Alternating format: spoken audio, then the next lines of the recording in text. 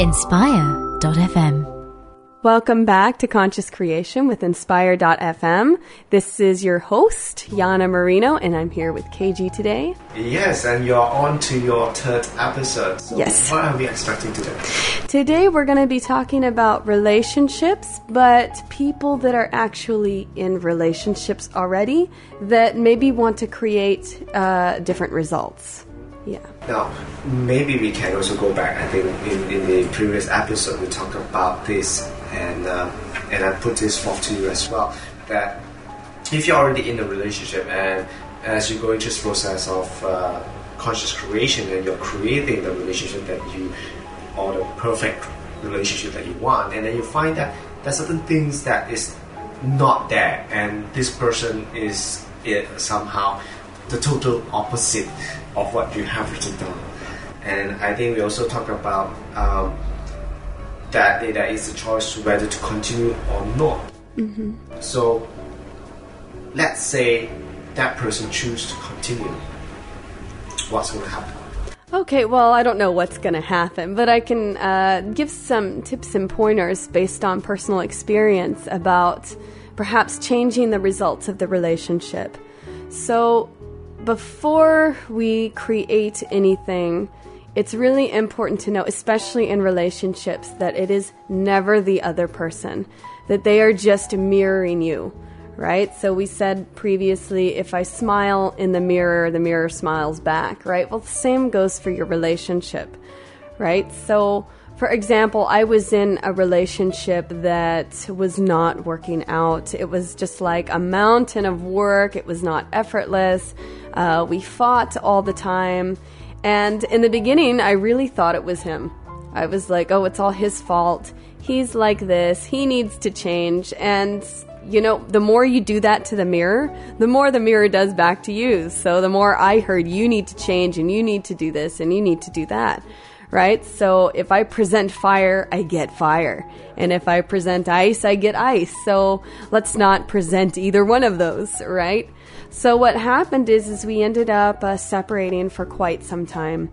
And I had been doing this work and I thought, okay, now I really need to apply it in my life. It works for everyone else and I haven't yet applied it in my relationship.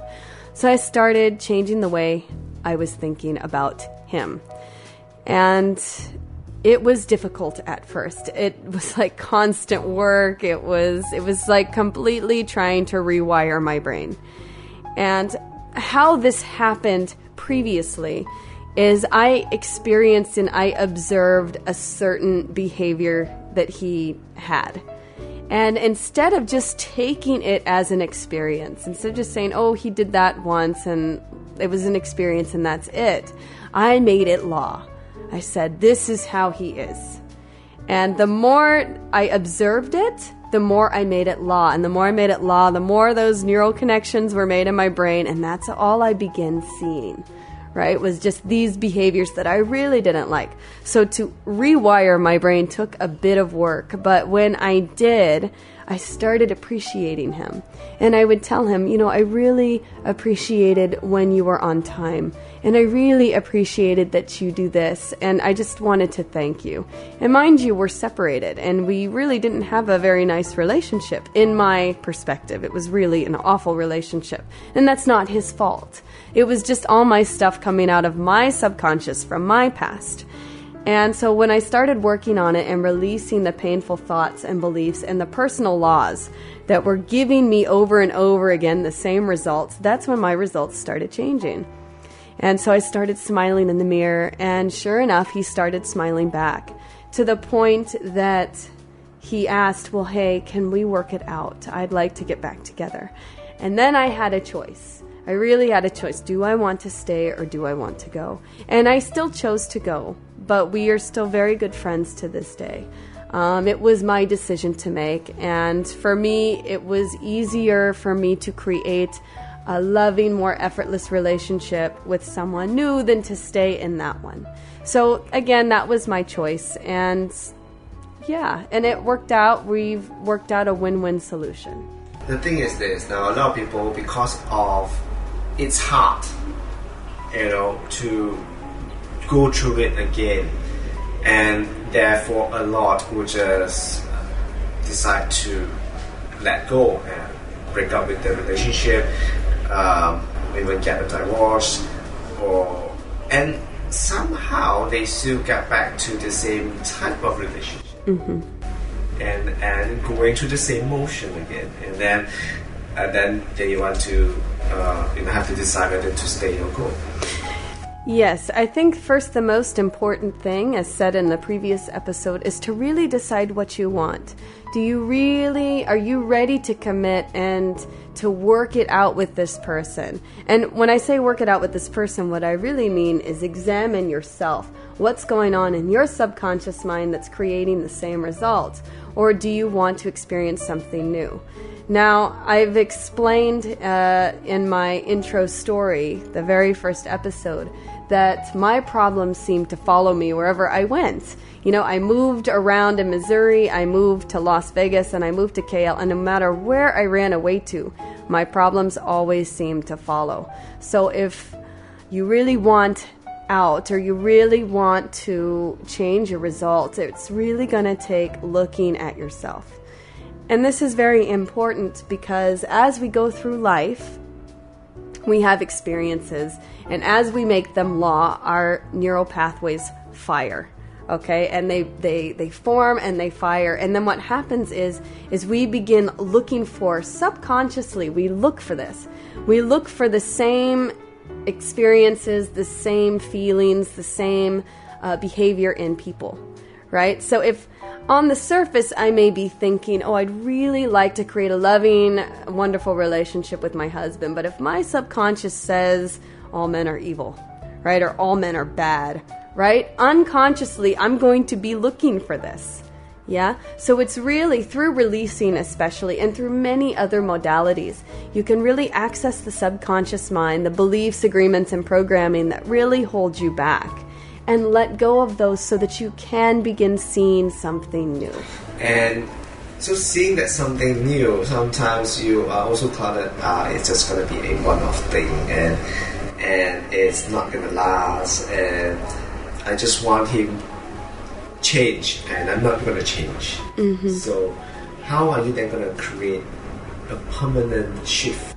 I think if a person stands in that position, I don't know if there will be a permanent shift, because in essence, you are the master and commander of your life.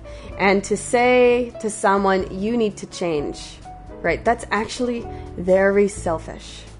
So I read this quote, and I'll share it. I read it just yesterday. It says, selfishness is not living the life you want to live. Selfishness is when you expect other people to live the life you want them to live, or you want them to be, right? I'm paraphrasing that quote. And that really struck a chord in me. You can live how you want to live. It's this whole principle, live and let live, right? But to want to change someone else, that's expecting apples from an orange tree. Right? So whenever I get upset, my partner is really good at this. I get upset and I'll come home and I'll vent. And I'll vent about something. And then at the end, he'll just smile and he'll say, so are you expecting apples from orange trees? And I said, yes, I am. I expect the whole world to be like me. Rawr, and then we laugh about it. Right? So really, it's about shifting your perspective of them. What energy are you giving them that they're behaving in this way? Because with my previous relationship, it was, you're always wrong, and you never do anything right, and you need to change, and you're selfish, and blah, blah, and you're never on time, very disrespectful. All these things. What do you think he's going to mirror back? He's going to say, okay, here, I'm going to be disrespectful, I'm never going to be on time, and I'm going to be selfish, and rah, rah, rah, and it's not him. So basically it's this, is that since you already expect me to be that, so I'll just be that. Yeah, and it's very unconscious. Again, we're only really aware of like 1/7 of what's going on. So at any given time, there's like 40 billion bits of information, and we can only pick up, between 7 and 12 bits, right? So that's a lot of information. And how our brain is wired depends on which bits of information I pick up. Right, so out of 40 billion bits, if my mind is wired in such a way that, relationships never last, and divorce rates are going up, and my parents are divorced, so I'm probably going to get divorced, Those are the bits of information I'm going to be attracted to, and then I'm going to observe and experience. So releasing, in essence, is a way to rewire it so that we don't keep getting the same results. Yeah? Now, then a lot of times is that it's such hard work. So how do they start? It is maybe, for some, it is in the beginning. But again, conscious creation is a way of living. It's a way of like self-inquiry. What's going on inside me that I'm experiencing this? So, like for example, I think I spoke with you before about my daughter. I was potty training her. She was 2. She had just turned 2, and I was trying to potty train her. And no matter what I did, she would sit on the toilet for 10, 15 minutes, singing and kicking her feet. And the minute I took her off the toilet, she'd just pee on the floor. And everywhere we went, she'd pee on the floor. You know, she'd pee the bed, she'd pee on the floor, and I'd put her on the toilet, and she just wouldn't go. She'd wait till she was off the toilet before she would go. And for 2 weeks, I'm walking around like, what is wrong? You know, I'm doing everything that I can. I know she's smart enough. I've seen her go on the toilet before. Why isn't she doing it now? Why, her, right? So my energy was, what's wrong with you? Why aren't you doing this? Why aren't you doing this? And that's what the mirror gave me.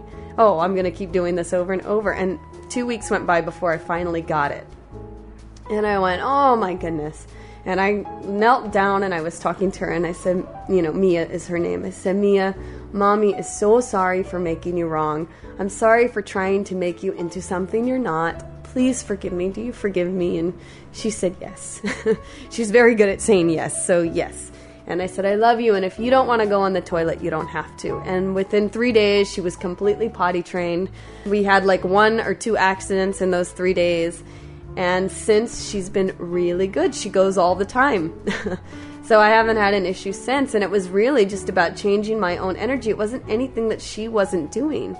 Right? So same in the relationships. Who wants to be with someone who only sees the worst in them? Who only sees what they need to improve on?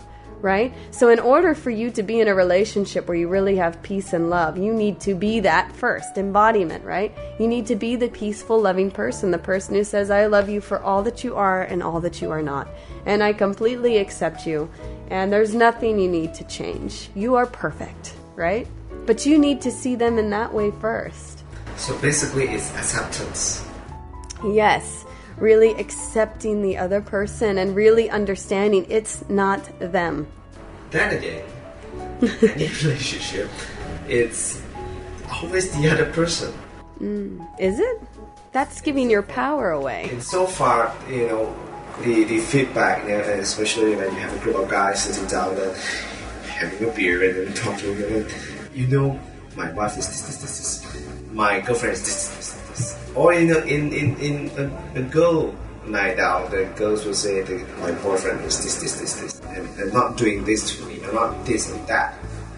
Mm-hmm. It's like we have been ingrained that this is how it should be, and then every time we're going through certain situations, this is the thing that comes up, and it's so hard to say sorry. Is it? Is it difficult to say sorry? It's not. Sometimes, oh, I'm sorry. Mm-hmm. But is there meaning and substance to that word? Okay. Do you feel it? Okay, well, I can only speak from my personal experience. In the event that my current relationship and we get in a fight, I'm at a point now where I feel it's so uncomfortable to not be in peace. So where before in my past relationships, I would get upset. And I wouldn't talk to my partner for days and weeks sometimes, give him the silent treatment, be really passive-aggressive, you know, and violent in that way. Not physically violent, but like emotionally violent. Now I find if it escalates into a fight, which that's pretty rare, I'm always the one that takes responsibility first. So I go there first because I cannot stand being in that position. So I'll go up and I'll say, you know, I'm really sorry for this, and this is what I did, and you don't deserve that, and, you know, I apologize, and I really I want to settle this. And I do it usually within an hour. Like, that's how much I don't like it. And sometimes he comes first, and he says, you know, I shouldn't have said that, and I'm sorry. And, you know, and it really means something. And then so usually we're solved within an hour. It's rare that we go a day or two where neither one of us are talking. that's the thing, we all go through that period of time where we have all this silent treatment, and then we don't talk to each other, and we have pouty faces, and you can go 2 weeks even. So it's like taking that first step seems like you are surrendering, that you are losing. I think that's the thing that a lot of people feel and go through. Well, it sounds like then that's a competitive relationship, right? And when you enter into a relationship, I don't think competition should be one of the things, right? So there's that, that all-around quote, you can be right or you can be happy. And for me, at this point in my life, being happy is much more important than being right. And I am blessed enough to be in a relationship with someone who really understands, who sees past my faults, and who doesn't hold them over my head. And I don't do that with him. So we have a very specific kind of relationship. But being a person who's been in those type of relationships before, that's really coming from a space of, I'm expecting you to do things for me. I'm expecting you to do and be these things, and then I'll love you. And you see, if you don't do it, I take my love away. And that's not a very conducive relationship at all. It's, again, when you're whole and complete, you don't expect another person to be a certain way. You say, I love you for who you are. And yes, you have your good points, and you have your points that maybe I don't agree with. But if I don't agree with it, the problem is with me. It's understanding all problems in relationship really have to do with your vision. So, for example, I don't like durians. And I think they smell funny, and I can't even bring myself to taste them because the smell is just so foul to me. But to many Malaysians, right, and people in Southeast Asia, durians are like, the best fruit in the world, right? Now, I can go around and yell at every single durian, and all the people that eat durians and say, what's wrong with you? You guys are all wrong. You all need to change. That's insanity, right? No one does that, right? But they do in their relationships, right? So, and what am I going to get when I yell at a Malaysian enjoying a durian? I'm going to get them eight. Yeah, exactly. Right? So that's why we don't do that. But we do it in our relationships, right? So it's really about accepting them and understanding I chose this relationship. I chose this person, and I can either choose to keep saying yes to them, or I can choose to say no to them. And in order for me to keep saying yes, I really have to rewire some of the way that I'm thinking about them. If I want different results, for things to change, first I must change. It is never them. They just mirror you. Great. So we are, I think, towards the end of our show. We'd like to wrap up and really tell our listeners to say, if you're already in a relationship, what can you do? If you're already in a relationship, really take some time out. And The Secret has this wonderful exercise. Write down all the things you love about your partner. Okay? Write down everything you really admire. Okay? And the things that you fell in love with them. The reasons why. Because you don't enter into a relationship without a reason. Right? So there was something that got you into the relationship. Focus on that. Right? And if you don't like something, let it go. Say, that happened once, or that happened a couple times, but that's not how they are. I am making them that way. And I release to do that. Right? And ask yourself questions, what do I need to do to make this relationship better? It's not what do they need to do. It's what do I need to do to be happy, to feel fulfilled and complete? What do I need to do for me so that I stop relying on them to do it for me? What do I need to do to make our relationship better? And sometimes it's as simple as acknowledging them more, or saying thank you more, or saying I love you more, or sending a sweet SMS in the middle of a fight. That is something that'll melt my icy face, at least when I get a I love you and I'm sorry.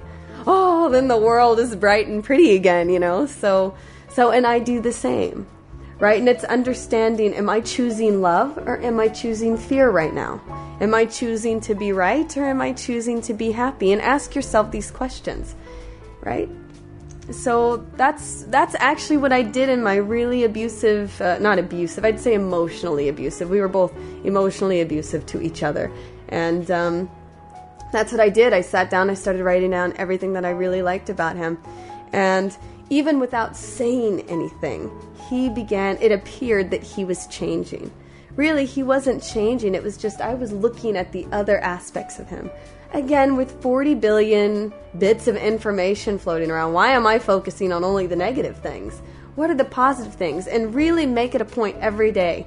And write down, just take 5 minutes. Write down everything you really appreciated about them that day. So first make a list, everything you appreciate about them, and then every day for a few weeks, just take 5 minutes. I appreciated that they did this. I appreciated that they did that. I really loved that they did this. I'm really grateful that they did this. And some people may say, oh, there's nothing. There's always something. And this is the end of the segment on Inspire.fm on conscious creation with relationships. Thank you, and tune in next time.